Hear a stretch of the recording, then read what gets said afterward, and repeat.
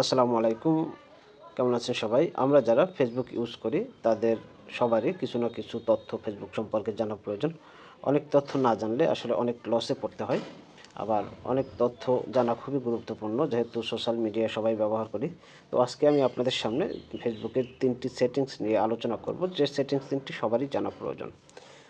তাই ভিডিওটি সবাইকে পুরোপুরি দেখার অনুরোধ করছি। আপনারা দেখছেন ইমরান টেকনোলজি চ্যানেল, সাথে আছে আমি ইমরান হোসেন।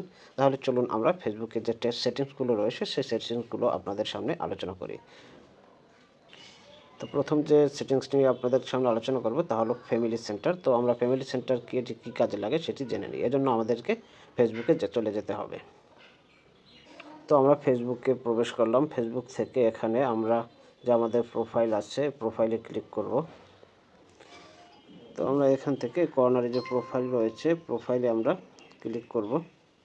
তো প্রোফাইলে ক্লিক করলে আর পরে আমাদেরকে এখানে এই যে 3টি অপশন রয়েছে মেনু বারে, এখানে আমরা ক্লিক করব। ক্লিক করার পর স্ক্রল করে আমরা নিচের দিকে চলে আসব। নিচের দিকে চলে আসলে এখানে আমাদেরকে সেটিংস অ্যান্ড প্রাইভেসি এটিতে ক্লিক করতে হবে। তো আমরা সেটিংস অ্যান্ড প্রাইভেসিতে ক্লিক করলাম। তো সেটিংস অ্যান্ড প্রাইভেসিতে ক্লিক করার পরে তারপরে আমাদেরকে আবার সেটিংসে ক্লিক করতে হবে। তো এখান থেকে আমরা আবার সেটিংসে ক্লিক করলাম।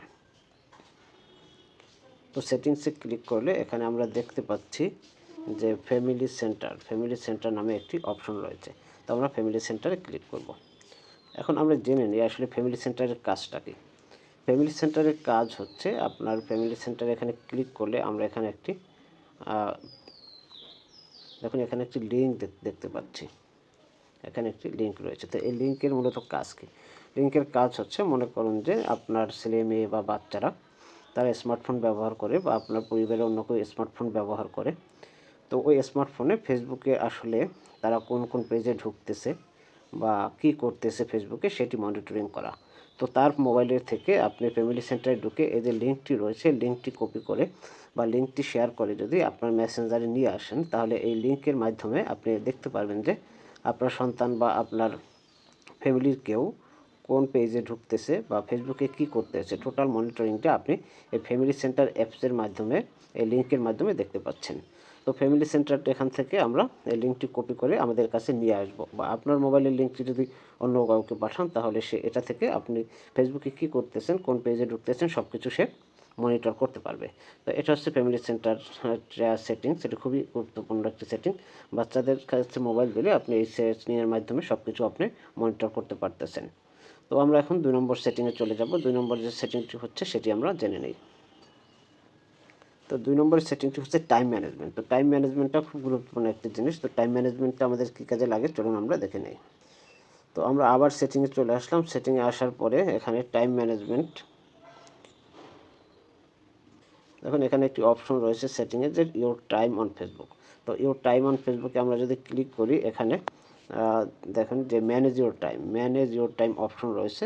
এখানে আমরা সি টুলে ক্লিক করব। সি টুলে ক্লিক করলে এখানে স্লিপ মোড, তো স্লিপ মোডে আমরা যদি ক্লিক করি, স্লিপ মোডটা যদি অন করে দিই তাহলে দেখুন এখানে স্টার্ট টাইম এবং ইন টাইম দুটি অপশন রয়েছে। তো স্টার্ট টাইম ইন টাইমে আপনি যদি টাইমিং সেট করে দেন, যেমন এখানে যে কোনো একটা টাইম যদি আপনি সেট করে দেন, যেমন 12টা বা একটা, আবার ইন টাইম যদি একটা সেট করে দেন তাহলে এই টাইমের ভিতরে আপনি ফেসবুক চালাতে পারবেন। আর এই টাইমের পরে ফেসবুক অটোমেটিকলি বন্ধ হয়ে যাবে। তো ঘুমের জন্য বা আপনার নির্দিষ্ট সময় ফেসবুক না চালিয়ে যদি ঘুমাতে চান, ফেসবুক আসক্তি থেকে এই যে আপনার টাইম ম্যানেজমেন্ট আপনাকে নিস্তার দিবে। তাই এখানে তারপরে আপনার আরও অপশন রয়েছে যে আপনি এই যে টাইম ম্যানেজমেন্টটা কোন কোন বারে আপনি এটি সেট করতে চান সেটি এখান থেকে সেট করতে পারবেন। তো যারা ফেসবুক আসক্তি থেকে মুক্তি পেতে চান তারা অবশ্যই এখানে টাইম ম্যানেজমেন্ট ব্যবহার করতে পারেন। তো 3 নম্বর সেটিংয়ে আমরা চলে যাই। 3 নম্বরে যে সেটিংটি রয়েছে সেটি হচ্ছে অ্যাক্টিভিটি লক। তো অ্যাক্টিভিটি লগের মাধ্যমে আমরা কী করব সেটি আমরা জেনে নিই।